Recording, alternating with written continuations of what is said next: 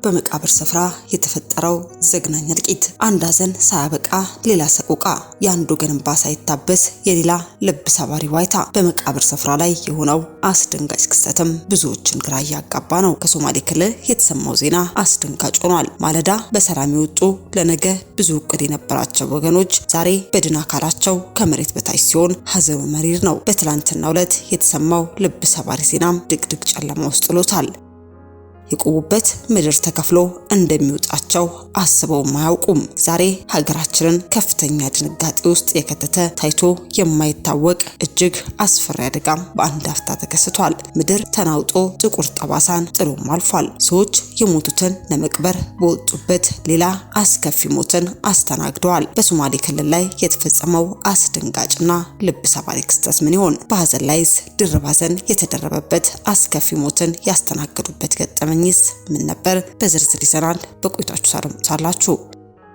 በስተመጨረሻም ከሐሰት ክስ እስከ አይን ማጥፋት የዘለቀው የአገልጋይ ዮናታን አክሊሉ ድብቅ ወንጀል በአደባባይ ተጋልጧል። የአዲስ ኪዳን ካህናት ቤተክርስቲያን መስራችና ባለራዕይ እንዲሁም በአሁኑ ሰዓት እየተሰጠ ባለው በሁሉም ሰው ልብና ጆሮ ውስጥ የገባው የመልካም ወጣት ስልጠና ፕሮጀክት ባለራዕይ ሆነው አገልጋይ ዮናታን አክሊሉ ከህዝቡ የተደበቀው ማንነቱ በይፋ ተጋልጧል። ዮናታን አክሊሉ ደብድቦኛል፣ ከፖሊሶችና ከፓስተር ጋር ሆኖ አስቀጥቅጦኛል በማለትም ፓስተር ዮናታን አክሊሉ በድብቅ የፈጸመው ተግባሩም በአደባባይ አጋልጦም ተናግሮታል። ስለ ዮናታን አክሊሉ የተጋለጠው አስደንጋጩና አሳፋሪው ተግባር ምን ይሆን የሚለውንም በመረጃችን ይዘናል። በቆይታችሁ የምትመለከቱት ይሆናል። እስከ መረጃው ፍጻሜ አብራችሁን ቆዩ።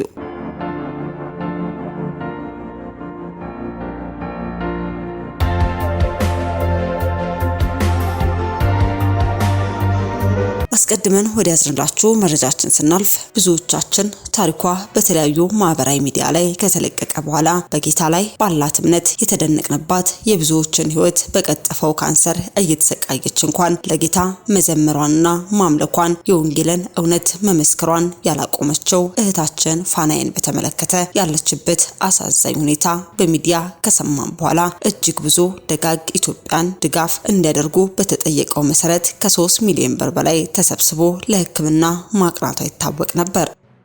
ታዲያ ህክምናውም ለእግዚአብሔር የሚሳነው የለም በማለት ዶክተሮች እጃቸውን ባፋቸው እስከሚጭኑ ድረስ 18 ሰዓት የፈጀም ቀዶ ጥገና ተደርጎላት በሙሉ ጤንነቷ ላይ እንደምትገኝ በመግለጽም ጌታን አመስግኑልኝ ብላም አስተላልፋ አድምጠን የነበረ ቢሆንም አሁን ላይ በድጋሚ የደረሰን መረጃ ግን እጅግ አስደንጋጭና ያልተጠበቀም ነው። ፋናዬ በድጋሚ ባስከፊ ህመም ላይ ወድቃ የድረሱልኝ ተማጽኗን እያሰማች ትገኛለች። እህታችን ፋናዬ አሁን ላይ በደረሰባት ከባድ ህመም ምክንያት አክሊሉ ተስፋዬ እንድረስላት ሲል ከላይ የምትመለከቱትን ምስልም አጋርቷል። ታዲያ ቅዱሳን ባላችሁ አቅም ሁሉ ከጎኗ እንድትቆሙ ስንል እኛም መልእክታችንን እያጋራን ለፋናዬም ከእግዚአብሔር የሆነውን ፈውስ እንዲሆንላት መልካም ምኞታችንን መግለጽ ወደድን። አስከትለን ወደ ያዝንላችሁ መረጃችን ስናልፍ አንጋፋውና ታዋቂው የቀድሞ ዘፋኝ የነበረው ጀስቲን ቢበር በዓለም ዋንጫ ፍጻሜ ጨዋታ የረፍት ጊዜ መድረክ ላይ የፈጸመው ተግባር እጅግ መነጋገሪያ ሆኗል። ድምጻዊው ጀስቲን የነበረበትን የዘፈንና ራሱን የጣለበትን ሂደትና ጊዜ ጋር ተያይዞም በጨዋታው ላይ የፈጸመው ተግባርም ያልተጠበቀ ሆኗል። ድምጻዊው የፈጸመው ተግባር ድፍረት የተሞላበት ጠንካራ ያለማመንታት የተፈጸመ ተግባር እንደሆነ እየተገለጸም ይገኛል። ጀስቲን ቢበር በዓለም ዙሪያ በሚሊዮኖች የሚቆጠሩ ሰዎች በሚመለከቱት የ2026 የፊፋ የዓለም ዋንጫ ፍጻሜ ጨዋታም የረፍት ጊዜ መድረክ ላይ ኢየሱስ ክርስቶስን በድፍረት አወደሰ። እንደ ማዶና፣ ሻኪራና ቢቲኤስ ካሉ ታላላቅ አርቲስቶች ጋር በመሆን ዋና ተዋናይ ሆኖ የቀረበው ቢበርም ግዙፉን የሜትላይን ስታዲየም መድረክ በመውሰድም ኤቭሪቲንግ ሃሌሉያ የተሰኘ መዝሙር በስሜት በተሞላበት የአኮስቲክ አቀራረብም አቅርቧል። ከፍተኛ ጉልበት በተሞላበት በዚህ ትርኢት መካከልም የኢየሱስን ስም ዓለም እንዲሰማው ከፍ አድርጎ ማወጀ። በምድር ላይ ካሉ እጅግ ታላላቅ መድረኮች በአንዱ ላይ የተደረገ ጠንካራና ያለምንም ማመንታት የተገለጸ የእምነት ምስክርነትም ነው። አስከትለን ወደ ያዝንላችሁ መረጃችን ስናልፍ በሶማሊያ ክልል በደረሰ የትራፊክ አደጋና በተከታታይ በተከሰተ የመቃብር መደርመስም የ15 ሰዎች ሕይወትም አለፈ። በሶማሌ ክልል ቀብሪ በያ ወረዳ ጉዮ ቀበሌ በደረሰው አሰቃቂ የትራፊክ አደጋ 12 ሰዎች ለሞት ሲዳረጉ በሌሎች 3 ሰዎች ላይ ደግሞ ዳግም ጉዳት መድረሱም ተገልጿል። የሶማሌ ክልል ኮሙኒኬሽን ቢሮ እንዳስታወቀው አደጋው የተከሰተው በፎርስ ባለ 3 እግር ተሽከርካሪና በአይሱዚ የጭነት ተሽከርካሪ መካከል በደረሰ ከባድ ግጭት ሲሆን የፖሊስ አካላት የአደጋውን ትክክለኛ መንስኤ በማጣራትም ላይ ይገኛሉ። በአካባቢው ማህበረሰብ ላይ ከፍተኛ ድንጋጤን የፈጠረው ሌላኛው አሳዛኝ ክስተት ደግሞ የተከሰተው በዚህ ዕለትም ነው። ይህንን የትራፊክ አደጋ ተከትሎ የሟቾችን አስክሬን ለመቅበር በተደረገው የቀብር ስነ ስርዓት ወቅትም ያልተጠበቀ የመቃብር ስፍራ መደርመስ አደጋ በማጋጠሙ ተጨማሪ 3 ሰዎች ህይወታቸውን ሲያጡ ከ10 በላይ ሰዎች ላይም ጉዳትም ደርሷል። በአጠቃላይ በዕለቱ በተከሰቱ በእነዚህ ተከታታይ አደጋዎችም የ15 ሰዎች ህይወት ያለፈ ሲሆን ከ13 በላይ ሰዎች ደግሞ በተለያየ ደረጃ ጉዳትም ደርሶባቸዋል። ክስተቱን ተከትሎ የሶማሊያ ክልል ርዕሰ መስተዳደር አቶ ሙስጠፋ መሐመድ ባስተላለፉት መልእክትም በተከታታይ በደረሱት አደጋዎች ህይወታቸውን ላጡ ወገኖች የተሰማቸውን ጥልቅ ሐዘን ገልጸው ለሟች ቤተሰቦችና ለመላው የክልሉ ነዋሪዎችም መጽናናትን ተመኝተዋል። እኛም በሚዲያችን ስም ለሟች ቤተሰቦች፣ ወዳጅ ዘመዶች በሙሉ መጽናናትን ተመኘን። በስተመጨረሻ ወደ ያዝንላችሁ መረጃችን ስናልፍ በሻሸመኔ ከተማ የሚኖረውና ማህበራዊ ሚዲያ ላይ በቅበተ እምነት ወይንም አፖሎጂቲክስ አገልግሎት ላይ የሚንቀሳቀሰው ታደለ ነጋሽ ከአገልጋይ ዮናታን አክሊሉ ጋር በነበረው የሐሳብ ልዩነት ምክንያት የደረሰበትን የፊዚካል የሳይኮሎጂካልና የማህበራዊ ጥቃት ዝርዝር ይፋ አድርጓል። ታደለ እንደሚናገረው በመካከላቸው የነበረውን የሐሳብ ልዩነት እየሰፋ የመጣው በተለይም ዮናታን አክሊሉ የራሱን ተቋም መስርቶ ወደ ሚዲያ ይዟቸው የመጣውን አንዳንድ መጽሐፍ ቅዱሳዊ ያልሆኑ ልምምዶችና ሐሳቦችን ፌስቡክ ላይ በጽሁፍ መቃወም ከጀመረበት ጊዜ አንስቶም ነው። በተለይ ዮናታን አክሊሉ አሜሪካ በነበረበት ወቅት ከአንዲት ሴት ጋር ያደረገውና ክርስትናን የማይወክል የጸሎት ልምምድ የሚያሳይ ፎቶግራፍ ታደለ በገጹ ላይ በትኩረት በመተቸቱ ምክንያትም ዮናታን ከአሜሪካ በስልክ በመደወል ጽሑፉን ካላነሳ የሚገጥም ነገር ከባድ ነው የሚል ማስፈራሪያም ሰጥቶት እንደነበር ገልጿል። ይህንን ተከትሎ ባለፈው የ2017 ዓ.ም መስከረም ወር ላይም በአንድ ሮቡ ቀን ዮናታን አክሊሉ ከፖሊስ ፓትሮልና አብሮት ከነበሩ የቤተ ክርስቲያን አገልጋዮች ጋር በመሆን ታደለ ነጋሽ ወደሚኖርበት የሻሸመኔ መንደር መምጣታቸውን ተናግሯል። ታደለ ትፈለጋለህ ተብሎ ከቤቱ እንዲወጣ ከተደረገ በኋላ ጎረቤቶች፣ ባለቤቱና ህፃናት ልጆች ባሉበት በአደባባይ ላይ ጥቃት እንደተፈጸመበትም ያስረዳል። በወቅቱ ዮናታን አክሊሉ ከመኪናው ዘሎ በመውረድ አብሮት የመጣውን ሰው ታደለን እንዳይንቀሳቀስ ወደኋላ አጥብቆ እንደያዘው መጀመሪያ በግንባሩ በቴስታ እንደገጨውና በመቀጠልም በቦክስ ፊቱንና አይኑን ደጋግሞ እንደመታውም ገልጿል። ታደለ ይጥቃት የተፈጸመው አስቀድሞ በበሽታ ይጠቃ የነበረውንና ዮናታን አክሊሉ በደንብ የሚያውቀውን የቀኝ አይኑን ኢላማ ባደረገ መልኩ እንደሆነና በመነጽሩ ፍሬም አማካኝነት በአይኑ ላይ ከባድ የመቁሰል አደጋ እንደደረሰበትም አብራርቷል። በጥቃቱ ወቅትም አብረውት የመጡ የቤተ ክርስቲያን መጋቢዎችና አገልጋዮችም ድርጊቱን ደግ አደረግ ከማለት ውጪም ለማስቆም እንዳልሞከሩ ይልቁንም ድርጊቱን በስልክ ለመቅረጽ የሞከሩ ሰዎች ስልክ በመንጠቅና በማዋከብ ላይ ተጠምደው እንደነበር ጨምሮም ገልጿል። ከድብደባው በኋላ ታደለ ቀጥታ ወደ ፖሊስ ጣቢያ ተወስዶ ለ15 ቀን ያክል ያለምንም ሕክምና በስር ላይ እንዲቆይ መደረጉም ተናግሯል። ይህ በስር የቆየበት ጊዜ በአይኑ ውስጥ የፈሰሰውን ደምና ውሃ እንዲቀላቀል በማድረጉ በኋላ ላይ ከስር ወጥቶ ያደረጋቸው ተደጋጋሚ ሕክምናዎች መፍትሄ ሊሰጡት እንዳልቻሉና በአሁኑ ወቅትም የቀኝ አይኑ ሙሉ በሙሉ ወደ ጨለማ መለወጡን አስታውቋል። በአዲስ አበባ ከተማ በሚሊኒክ ሆስፒታል ለግንቦት ወር ቀጠሮ ተሰጥቶት የነበረ ቢሆንም በአሁኑ ወቅት የሬቲና ሰርጀሪ ወይንም ቀዶ ጥገና እንደሚያስፈልገው ተነግሮታል።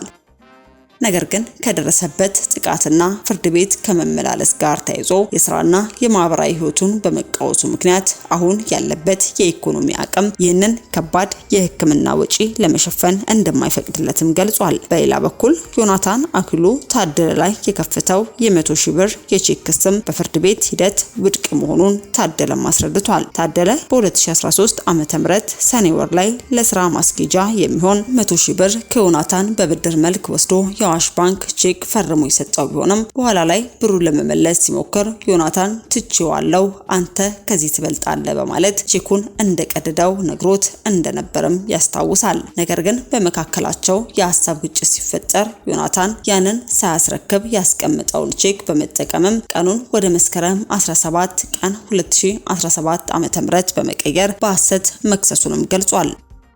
በፍርድ ቤቱ የቃል ምስክር ሂደት ላይ ዮናታን አክሊሉና ሄኖክ ደደፎ የተባለ ሌላ አገልጋይም መጽሐፍ ቅዱስ ይዘው በመስከረም 17 ቀን ሻሸመኔ አቦ አካባቢ መኪና ውስጥ ሆነው 100,000 ብር ስንሰጠውና ቼክ ሲሰጠን አይተናል ብለው በእግዚአብሔር ስም ምለው ቢመሰክሩም የራሳቸው ሶስተኛ ምስክር የሆነው ሞገስ ደምስ የተባለ አገልጋይ ግን እምነቴን መማል አይፈቅድልኝም፣ እውነቱን ግን እናገራለሁ በማለትም በቦታው ላይ እንዳልነበረና ምስክርነቱን በዮናታን አክሊሉ መኪና ውስጥ ተገዶ የተሰጠው የሐሰት ድራማ እንደሆነ ለዳኛው በመናገር ምስክርነቱን እንዳፈረሰው ታደለም ገልጿል።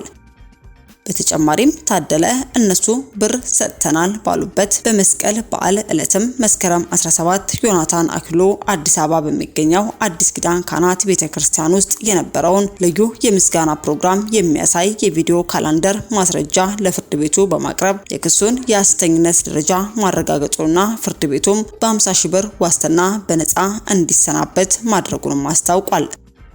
በመጨረሻም ታደለ ነጋሽ በስር ላይ በነበረበት ወቅትም ጭምር በሽምግልናና በተቀመጡት መድረክ ላይ ዮናታን እስኪሞት ድረስ አልተውም፣ አካለ ጎደሎ ነው የማደርገው፣ በህይወት ቢኖርም እየተጸጸተ እንዲኖር አደርገዋለሁ እያለ በባለቤቱ ፊት ይዝት እንደነበርና ከስር ከተፈታም በኋላ በታህሳስ ወር መጨረሻ ላይ የዮናታን ወገኖች ምሽት 3 ሰዓት ላይ ቤቱን ከበው እንገልሃለን የሚል ዛቻና ከፍተኛ ሳይኮሎጂካሊ ጥቃት በቤተሰቡ ላይ ማድረሳቸውንም ገልጿል።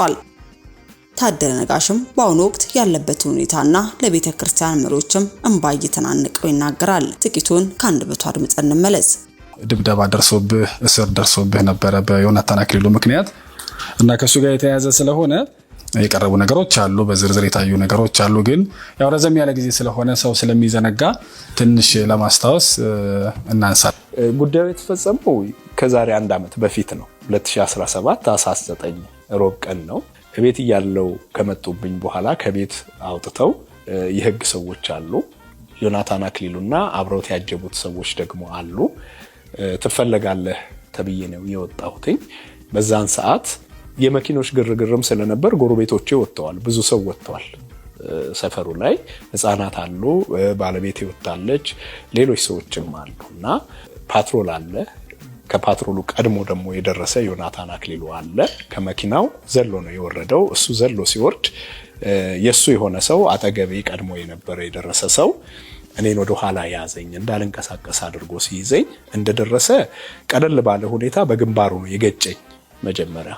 ከዛ ዮናታን አክሊሉ ልጁ ይዞኛል።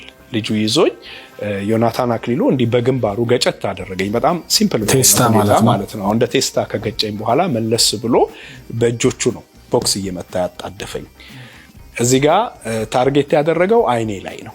አይኖቼን ነው ሲመታ በቦክስ የነበረው። ይሄኛው እንዳልንቀሳቀስ አድርጎ ይዞኛል። አይኔ ቀድሞም ታማሚ ነበር። አይኔ ቀድሞም ታማሚ ነው፣ ይታመማል። ይሄን ደግሞ ዮኒ በደንብ ያውቃል። ምክንያቱም እኔና ዮኒ ከአገልግሎት በፊት እንተዋወቃለን፣ ከአገልግሎት በኋላ እንተዋወቃለን። ዮኒ አስቀድሞም ያቀኛል፣ ነግሬሃለሁ። በመግባባት ባለመግባባትም አሳልፈናል። የሚያግባቡን ነገሮች አሉ፣ የማያግባቡንም ነገሮች አሉ። የሐሳብ ልዩነት አለ። የምትቀበለው አለ፣ የማትቀበለው። በማትቀበለው ደረጃ በማትቀበለው ሁኔታ ትግባባለህ። በምትቀበለው ደግሞ በተቀበልከው ነገር ተግባብተህ ትቀጥላለህ። ይሄ ሲሆን ሶሻል ላይፍ ይታወቃል። አንድ ሰው ስትቀራረብ ማን እንደሆንክ፣ ምን እንደምትሰራ፣ ምን እንደምትናገር፣ የእምነት አመለካከትህ፣ ሌሎችህንም ነገሮች ሰው ያውቃል፣ እንደ ቀረቤታችን ማለት ነውና ጸብ ግን በመካከላችን የለም። የሐሳብ ልዩነት እንጂ ጸብ ተጣልተን አናቅም። ጸብ የተፈጠረው ዲቴል ወደ አገልግሎት ከመጣ በኋላ ስፔሻሊ የራሴ የሚለው ቸርች የሚላትን ተቋም ከመሰረተ በኋላ ወደ ሚዲያው አንዳንድ ሐሳቦችን ይዞ ሲመጣ እነዛን ሐሳቦች ደግሞ እንደ ሐሳብ እኔ እቃወማለሁ። የምትታረቀው ጸብ ሲኖር ነው። በሐሳብ የምትታረቀው ግን ሐሳብህን ስታዋህድ ነው። በተለይ መንፈሳዊ ነገር ሲሆን መጽሐፍ ቅዱሳዊ የሆነ መስማማት ሲኖርህ ነው። መጽሐፍ ቅዱሳዊ ላይ ባሉ ቃሎች ከተለያየ ካልተስማማ እውነታው ላይ ሆድና ጀርባ የምትሆን ከሆነ አብረህ መቀጠል አትችልም። ስለዚህ ልዩነታችን እየሰፋ መጣ። እኔም ደግሞ ያንን ልዩነት አገዝፌ ጽፈዋለሁ ፌስቡክ ላይ በመጽፍበት ሰዓት እሱ ጉዳዮችን ወደ ግጭት ቀየራቸው። ሻሸመኔ አካባቢ ታስታውስ እንደሆነ ስታርኤክስ በነበረችው ሃይንዳይ በነበረችው ሰዓት ማለት ነው እኔ ሻይ ቡና የምጠቀምበት ቦታ ላይ ሊደበድበኝ መጥቷል። አንድ ፎቶ ተፖሰተ። የሱ ፎቶ አንዲት ሴት ላይ እጅ ጭኖ አሜሪካ ትከሻዋ ላይ እጅ ጭኖ ሲጸልይ ፎቶ ላይ ሳይሆን ደረቷ ላይ ኦኬ ብቻ ትከሻዋ ላይ ይሁንልኝ ለኔ ብቻ እጅ ጭኖ ሲጸልይ ፎቶ ተለጠፈ። ያንን ለጠፍክ እዛ ጋር ተለያያችሁ። እዛ ጋር ከዛ በፊትም በተወሰነ ደረጃ ተለያይተናል። አሜሪካን ከመሄዱ በፊት ልዩነታችን 2015 መልካም ወጣት ላይ ነው የሚገርም እና ከዛ በኋላ እሱ አሜሪካን ሄዶ ለዚህ ሴት ደረቷ ላይ እጅ ጭኖ እጇን ይዞ ሲጸልይላት እዚህ ክፍት ደረቷ ላይ ማለት ነው። እንግዲህ ሴት ልጅ ናት። ክርስትና የራሱ የሆነ ኤቲክስ አለው አይደል እንዴ? ወንጌል የራሱ የሆነ ኤቲክስ አለው። ስፔሻሊ በተቃራኒ ጾታዎች መካከል በሚደረግ ግንኙነት ስራም ይሁን ምንም ይሄ ክፍት ከሆኑ አካላቶች ጋር የምታደርገው ነገር ሊፈጥረው የሚችለው ነገር አለ። ይሄ አይደለም አንድ ራሱን ትልቅ ደረጃ ላይ ያስቀመጠ አገልጋይና ማንኛውም ሰው ምእመኑ ራሱ የሚረዳው ነገር ነው። እንደ አይነት ነገሮች ከባድ ነው። ሚዲያ ላይ ይዘውም አትወጣም አይደለም። ሚዲያ ላይ ኢቭን ከሚዲያ ውጭ እንኳን እንዲህ አይነት ልምምድ ጥሩ ነገሮች አይደሉም፣ ወደ መጥፎ ነገር ነው የሚወስዱት። እና በራሳቸው ሚዲያ ላይ ነው ይሄ ፎቶ የተለቀቀው። ልጅቷ ደረቷ ግልጥ ነው። እዛ የተገለጠ ደረት ላይ እጅ ተጭኗል፣ እጇ ተይዟል። ጸሎት የሚመስል ነገር ነው። ይሄ ሶሻል ሚዲያ ላይ መራገብ ጀመረ። እኔ እንደውም ከተወሰኑ ሰዎች በኋላ ነው የፖስተትኩት። ትኩረት ያገኘው እኔ የፖስተትኩት ፎቶና እኔ የጻፍኩት ጽሁፍ ነው። አሜሪካን ሆኖ ነው ይሄንን ልጥፍ አንሳ አለበለዚያ የሚገጥምህ ነገር ከባድ ነው ሲል ስጌ ነው ስልኩን የዘጋውበት። ከአሜሪካን መጥቶ ብዙ አልቆየም። የሚገርም እኔን ሲከሰኝ በፖሊስ ፊት ሲደበድበኝ በሰው አሲዞ አይኔን ሲመታኝ። በነገራችን ላይ በጣም የሚያሳዝንህ ነገር ዮናታን አክሊሉ ነግሬሃለሁ፣ ረጅም ጊዜ የሆነ እውቀት አለ። ስለኔ በደንብ ያውቃል። ህይወቴን፣ ኑሮዬን፣ ቤቴን ያውቃል። ስለ ጤንነቴ ሁኔታ ሁሉ፣ ስለ አይኔ ሁኔታ ሁሉ ያውቃል። ከዚህ በፊት በጣም አሞኝ ይሄንን አይኔን አሳክሞኛል፣ ብር ሰጥቶ ታክሜያለሁ። እውነት ነው። አሁን ሲመጣ ግን ባገኘው አጋጣሚ ይሄንን በሽተኛውን አይኔን ሊመታኝ አስቦ ነው የመጣው። የሚገርም ታርጌትም ያደረገው እሱን ነው። አጣድፎ ነው የመጣኝ። ይሄኛው ልጅ ከኋላ ያዘኝ፣ እንዳልላወስ አደረገኝ። አይኖችን ደጋግሞ በቦክስ መታኝ። የሚገርም ይሄ መነጽሬ አይኔ ላይ ነው የተሰበረው፣ የተጣመመው። ይሄ እንደዚህ ነው እዚህ ስር የገባው። የሚገርም አልወጋኝም፣ ግን ይሄንን እንደዚህ እዚህ ጋር ታጥፋ ፍሬሟ እንደዚህ ነው የገባው አይኔ ላይ። ብሽ ነው ያለብኝ። የሚገርም በጣም የሚያሳዝነው ነገር እነኛ አብረውት የመጡት ሰዎች ከነዚህ ከፖሊሶቹ ውጪ ያሉት ሰዎች ፓስተሮች ናቸው። በተለያየ አገልግሎት ማዕረግ ላይ ያሉ አሉ። ኳየር የሚያገለግሉ ልጆች አሉ፣ አብሮት ያሉ። ስለ አገልግሎት ብዙ የሚናገሩ ሰዎች ናቸው። ኢቨን ሚዲያ ላይ የሚወጣሉ፣ መድረክ ላይ የሚወጡ ልጆች ናቸው። ደግ አደረክ ከማለት ውጪ የኔ ጉዳት አልታያቸውም። ማንም ስለኔ ጉዳት ሊቆም እዛ ጋር አልቻለም። የሚገርም እነሱ የተሯሯጡት በሰዓቱ ወደ ምንድነው ክስተቱን የሚቀርጹ ሰዎች ነበሩ። እነዛን ሰዎች እጅ ጠምዝዘው ስልካቸውን ወደ መቀበል ነው የሄዱት። ይሄ እንግዲህ ሆነው አንተ ሰፈር መጥቶ ማለት እኔ ሰፈር በሬ ላይ እንግዲህ ፖሊሶች አብረው መጥተዋል። ፖሊሶች መጥተዋል። ፓትሮል ተከትሎታል። በባለቤትና በጎረቤቶች ፊት ለፊት ጎረቤቶች እንዳለ ሰፈር ውስጥ ግርግር ሲፈጠር ወጥተዋል። ህጻናት ልጆች በር ላይ የሚጫወቱ ነበሩ። በዛ ፍጥነት መኪና እያጓራ ሲመጣ እዛ ሰፈር ኮብልስቶን ነው፣ መኖሪያ ሰፈር ነው፣ ማንም አያውቅም። በዛና በዚህ የታጠረ አጥር ነው። ቀን ይከፈታል። ከዛ ወዲያው ኮማንደሩ ይዞኝ ፓትሮል ውስጥ አስገባኝ እና የዚህን ጊዜ ስልኬን እዛ ለነበረ ለአንድ ልጅ እንዴት ትመቱታላችሁ እያለ የነበረ ልጅ ነበርና ይሄን ለባለቤቴ ስጣት ስልኬን እያልኩት ልክ እሱ እንደተቀበለኝ እሱን አዋክበው ኮማንደሩ ሆኖ ዮናታን ሆኖ አዋክበው ስልኩን ተቀበሉትና ወሰዱበት። ከዛ ስልኩን ወደ መኪና ይዘው ገቡ እና አብረው በቃ እነሱ እሱን ነበር ፕሮቴክት የሚያደርጉት ወይንም የሱን ነገር ነው የሚሸፍኑት ወይ ከእሱ ለሚያደርሰው ጥቃት ነው ሁኔታዎችን ያመቻቹለት የነበረው በሰዓቱ የነበሩት ሰዎችና የኔን ጉዳት ያሰበ የለም።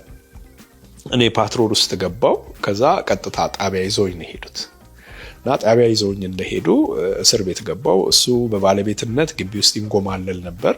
ብዙ ሰው መጥቷል። እኔ ከገባው በኋላ ባለቤቴም ጎረቤቶቼም ሰዎች ሁሉ ተሰብስበው መጥተዋል። ከተወሰኑ ደቂቃ በኋላ ወደ ቢሮ ወሰዱኝና ቃልህን ስጣሉኝ። እያመመኝ ነው ስላቸው ራሱ ዝም በል እያሉኝ ነው በእለቱ ቃሌን እንድሰጥ እንትን ያሉት። አይኔን በጣም እያመመኝ ነበር። ማስታወሰው እዚህ ጋር ይደማ ነበር አይኔ በእለቱ ራሱና እንዲህ በእንትኔ ራሱ እንደዚህ እጠርገው ነበር። ከዛ ግድ ነው ቃል መስጠት ጠየቁኝ። ዮናታንን ታውቀዋለህ ወይ? አውቀዋለሁ። ግንኙነታችንን ጠየቁኝ። ብር ወስደሃል ወይ ከሱ አሉ። ብር ወስደሃል ማለት ምን ማለት ነው? አበድሮህ ያውቃል ወይ ብለዋሉኝ። አዎ አበድሮኛል፣ 100 ሺህ ብር አበድሮኝ። ቼክ ሰጥተዋል? አዎ ቼክ ሰጥቼዋለሁ። ለምን አልመለስክም አሉኝ። ልመልስለት ሄጄ ከዚህ በፊት ትቼዋለሁ ብሎኛል። ስለዚህ አሁን በእኔና በሱ መካከል ቅራኔ ሲፈጠር ነው ይሄንን ነገር ይዞት የመጣው እና አሁንም ለመክፈል ዝግጁ ነኝ። በቃ መክፈል ካለብኝ እከፍላለሁ እና ይሄ ነው፣ ከዚህ ውጪ ሌላ ነገር የለም አልቆጆና በትክክል ወስደሃል 100 ሺህ ብር ሰጥቶሃል አሉኝ። አዎ ሰጥቶኛል፣ 100 ሺህ ብር ሰጥቶኛል። እኔም ቼክ ሰጥቼዋለሁ። ከዛ ቼኩ ይሄ ነው ብሎ አሳዩኝ። ከዛ አዎ ይሄ ቼክ ነው። ይሄ ቼክ ያንተ ነው? አዎ። የራስህ? አዎ። አንተ ነው የሰጠው? አዎ እኔ ነኝ የሰጠሁት። ይሄን ቼክ የሰጠሁት ግን 2013 ላይ ነው። ስለዚህ አሁን የተከሰስከው ደግሞ አሁን መስከረም 17 2017 ተብሎ ነው የመጣው። ስለዚህ እኔ ለመስከረም 17 2017 የጻፍኩት ቼክም የለም።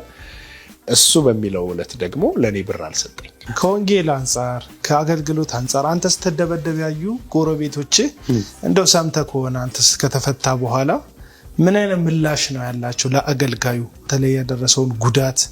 ከዛ ቀጥሎ አይንክ ማየት መቀነስ፣ አሁን ደግሞ ጭራሽ ወደ አለማየት ብለር ወደ መሆን ወደ መድረስ መምጣትክን የሚያውቁ ጎረቤቶች እነሱ ቪዲዮዋን ነው የሚፈሩት። ቪዲዮውን ተቀብለ ያጠፋሉ። ግን የሰው አይምሮ ላይ የተሳለው ነገር ስለነሱ ስለ ድርጊታቸው አይቀየርም። እሱን እስቲ ንገረን። ብዙ ሙስሊሞች፣ ብዙ ኦርቶዶክሶች፣ ብዙ ፕሮቴስታንቱ ባሉበት በዛ ሰፈር ላይ እኔን መበቀል ብቻ ነው ያሰበው። እቤታቸው ቲቪያቸው አለ፣ በቲቪ ይሰሙታል። ለነሱ እንኳን ዋጋ አልሰጠም። ገባ? እነሱ ፊት ነው እገልሃለሁ ያለኝ፣ እነሱ ፊት ነው የደበደበኝ። እንዴ ጴንጤነት እንዲህ ነው እንዴ ብሎ ሁሉ የተፈተነ አካል አለ። የሚገርም እኔን አሁን ብዙ ጎረቤቶቼ ክሰስና እንመሰክርልሃለን ያሉት። እኔ ክስም በክስ አልመልስም ነው ያልኳቸው። ለአይምሯቸው እየተጠነቀቅኩ ነው። ወይ ታዱ አንተ የዋህነህ ብለው ነው የሚያልፉት።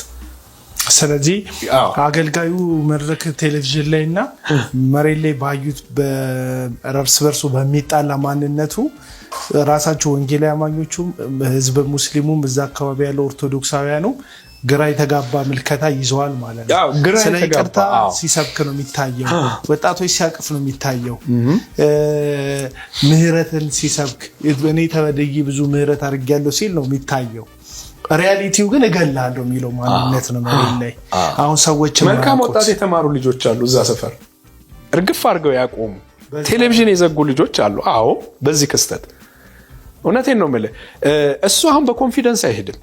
ኢቭን ሻሸመኔ ላይ ያለው ኢሜጅ ራሱ ነው በነገርህ ግልጽ ነገር ስነግርህ በይቅርታ ነገሮችን ዘግተን ስለ እውነት አውርተን መሄድ ነው የፈለኩትኝ። ይሄንን ነገር ግን ይዞ የመቀጠል ፍላጎት የለውም ዮናታን አክሊሉ። የሚገርም ነገር የለውም። እንደ ጀግንነት ነው እንደ ድል ነው የሚቆጥረው። በሐሰት የመሰከሩት ልጆች እንኳን መተው ሶሪ ሲሉኝ የሚገርም እኔ ይቅርታ ሲጠይቁኝ ከነዚህ ልጆች ጋር በእንደዚህ አይነት ሁኔታ እንኳን ስፈታ የጉዳዩ ዋና ባለቤት ይህንን ነገር በጣም ሲያደራጅ ድራማውን ሲተውን የነበረው ዳይሬክተር ሆኖ ነገሮችን በጣም እንትን ሲል የነበረው ሰው እንኳን ሶሪ ማለት ልብ አልነበረው።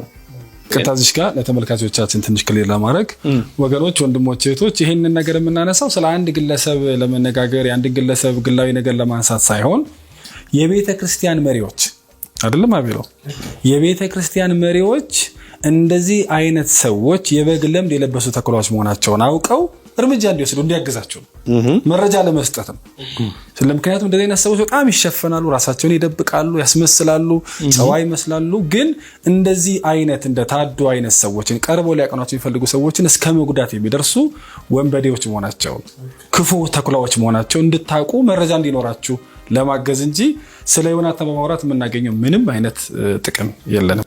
ገብቷል። አሁን እኔ ፍትህ አገኛለሁ ብዬ አላስብም። በቃ ተከሻውን አቅፎት ሲወጡ ሲገቡ አይዞ ምናምን እንዲህ ሲሉት እዛ ጋር በሬ ላይ ስደበደብ ዝም ከማለታቸው አንፃር አሁን የኔን ጉዳት እዛ ጋር የሚያይ አለመኖሩ ራሱ ይጎዳሃል። እዛ ጋር ወይኔ በቃ ፍትሃዊ የሆነ ነገር አላገኝም ብለህ ትሳቀቃለህ። በቃ ምንም ነገር የመጠየቅ ድፍረቱም አይኖርህም። ግን ምን እየሆንኩ ነው? እያመመኝ ነው። ሁለተኛ ቀን ሶስተኛ ቀን አይኔ እየባሰበት መጣ። በጣም ያቃጥለኛል፣ በጣም ያመኛል። ፓራስታሞል ነው ገዝተውልኝ የሚመጡት። እሱም እንዲገባ አይፈቀድም። ገባ በማስታገሻ እንግዲህ 15 ቀኑን ማሳለፍ አትችልም። እዛ የቆየሁት 15 ቀን ነውና በሰዓቱ እንኳን ሕክምና ባገኝ የመዳን እድል ነበረኝ። እንደወጣው ነው ቼክ ያደረኩት። ከዛ ምን ነካህ? ለምንድን ነው የዘገየኸው ነው ያሉኝ። በቃ በሰዓቱ ለምንድን ነው የዘገየኸው አሉኝ። አይኔ እያየ አይደለም፣ ውስጡ ላይ ደም ፈሷል፣ ውሃውና ደም ተቀራቅሏል። ከዛ በኋላ በቃ የአንድ አይኔ የማየት እድሉ በጣም ጠባብ ነው የሆነው። ከወጣው በኋላ አሁንም በተደጋጋሚ የሞከርኳቸው ህክምናዎች ለኔ መፍትሄ ሊሰጡኝ አልቻሉም። ምክንያቱም ህክምናው ከአቅም በላይ ሆነ። እስከምትችለው ደረጃ ነው የምትሄደው። በሰዓቱ የሰጡኝን በቃ መድኃኒቶች ይሰጡኛል፣ ጠብታዎች ይሰጡኛል። እነዚህ ነገሮች በቃ በሂደት ያስተካክላሉ፣ እየጠረጉት ይመጣሉ፣ እናያለን አሉ።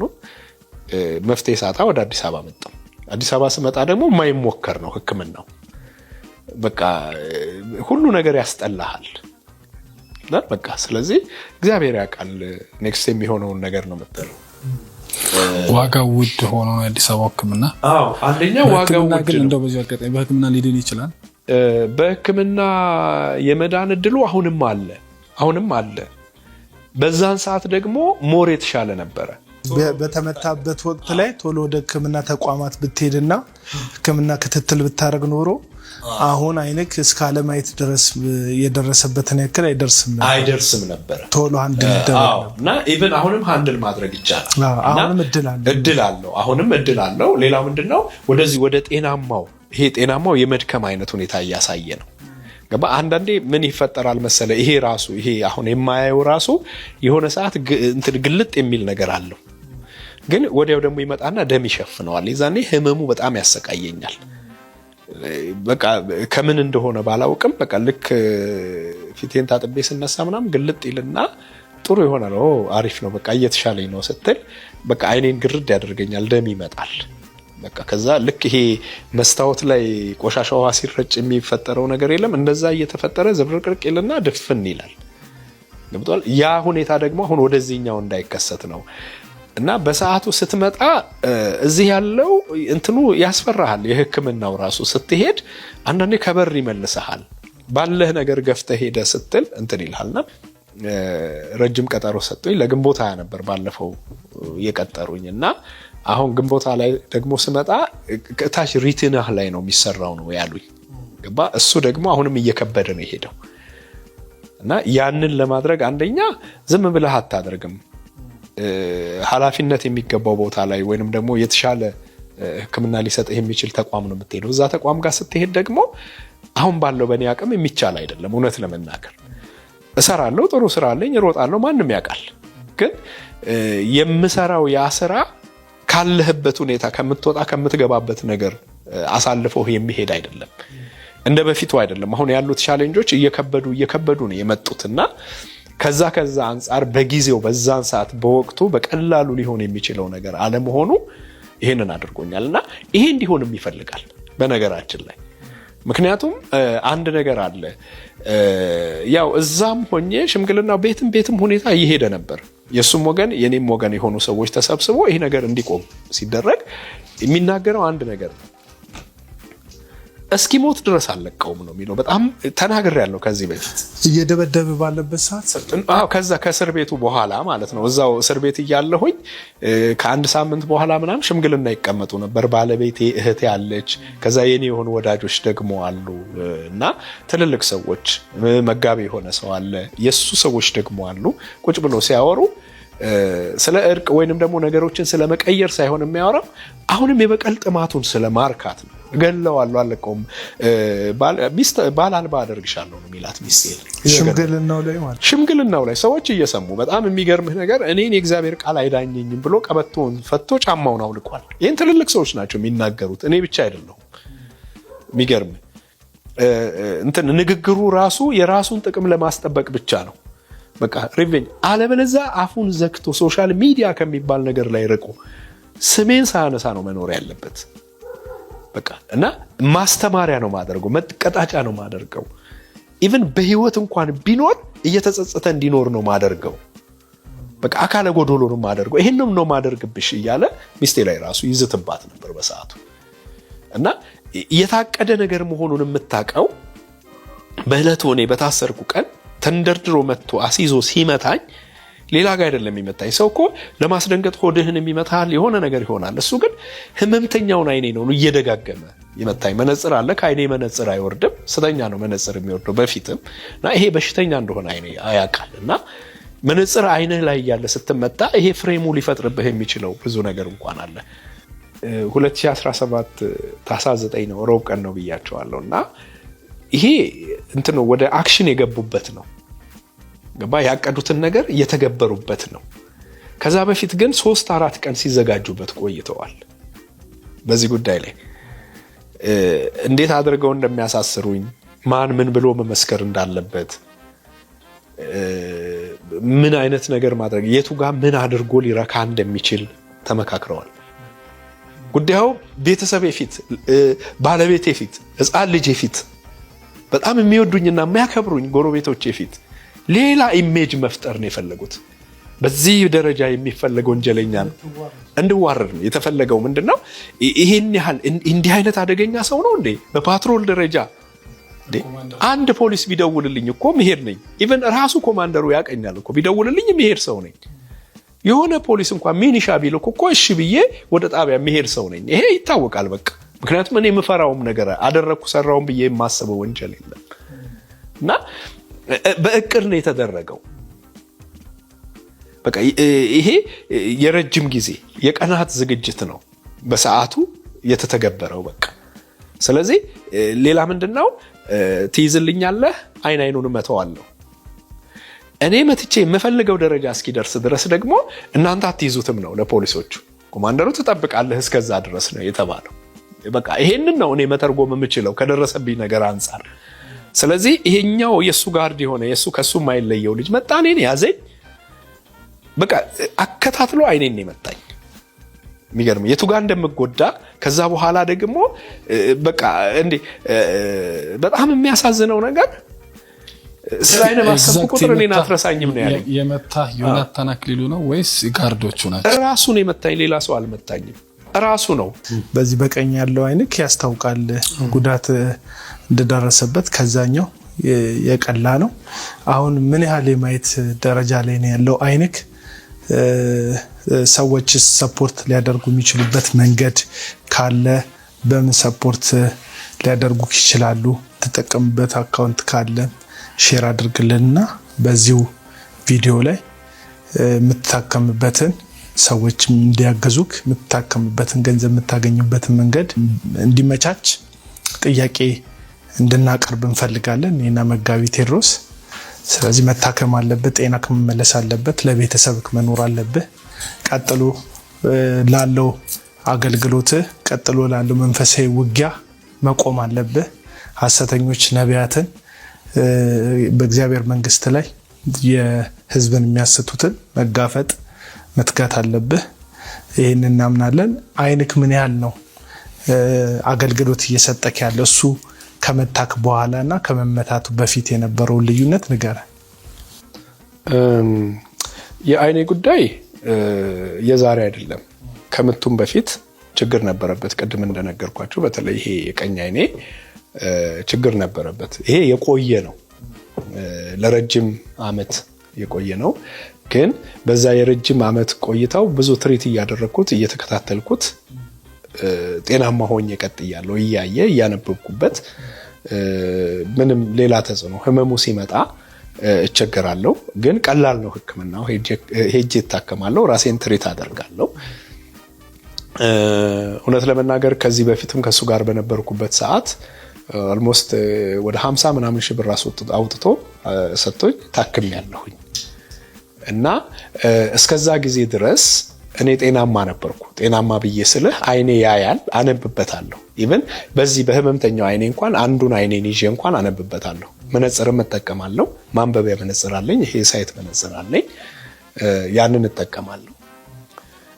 ይሄን ያህል አይደለም ህመሙ። እና ከምቱ ጊዜ ጀምሮ ግን ነገሮች ተቀያይረውብኛል።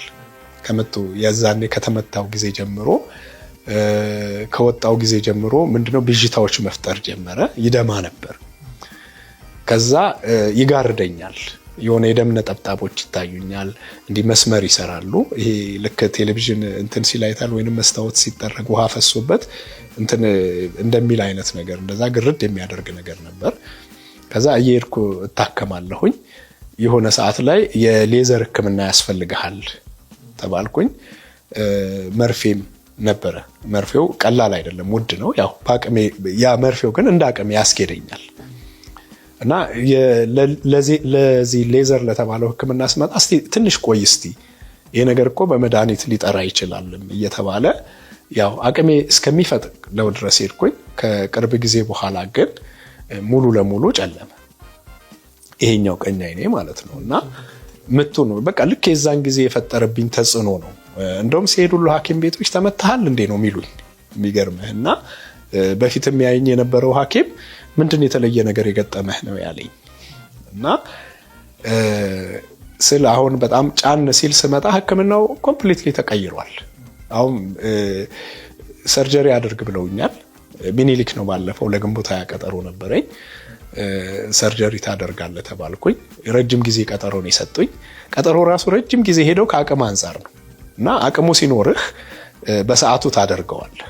እና ከአቅም አንጻር ስልህ እኔ የምሰራው ስራ ዕለታዊ ነገሬን ነው የሚዋጋልኝ።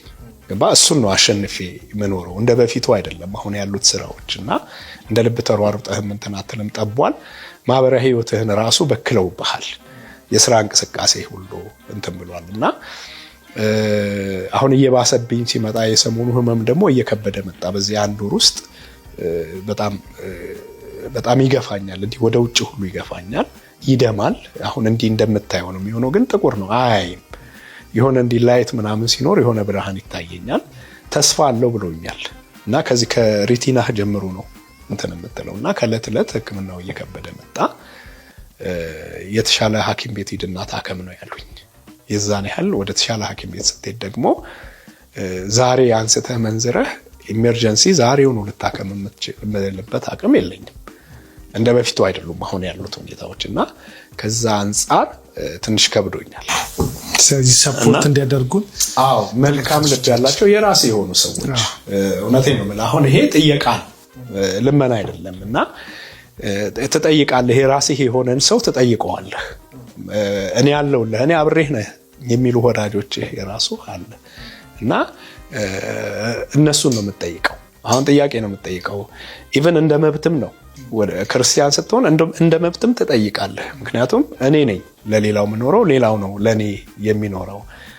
እና ይሄ አይደለም። እና ልመና የሚመስለው ሰው ማንም ሰው ምንም ነገር አያድርግ።